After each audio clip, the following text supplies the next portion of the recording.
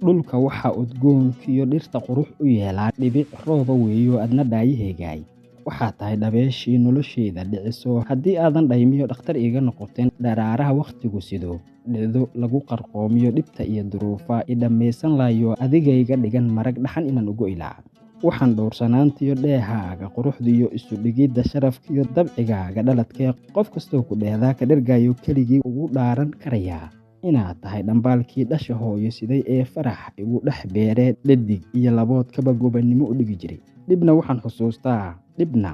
xusuustaa dhacdada isku barannee ma dhallaan carruur iyo waayeel isdhalayba gacmo la isla dhaafiyo waa ciid dharaartani mise waa iska dhalanteed shacnigaagu dhaliyo labadaadan dhugashee qalbigayga dhufataa igu kaa dhoweeyo erey iga dhacdhacayba noloshayda dhan u raray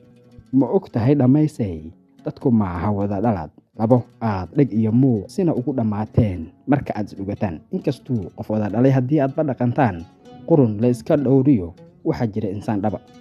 anna dhololodkaygiyo tixda waxaan u dhibayaa dhab inaan ku taabshee cishqi aan dhallaannimo kaga dhuuntay nolosho wax kastoo aan dhihi karay iga soo dhammeeyo wakhti uu ku dhumayba dhicisnimo ku faano iil iiga dhacdhacay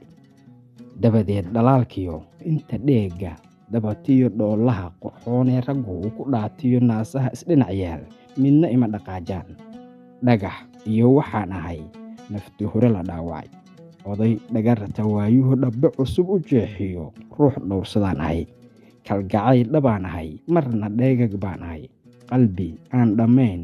oo cidlo layska dhaafshiyo dhaayo urugsan baan ahay lab go'aan ku dhibayiyo wadna dhiigayaan ahay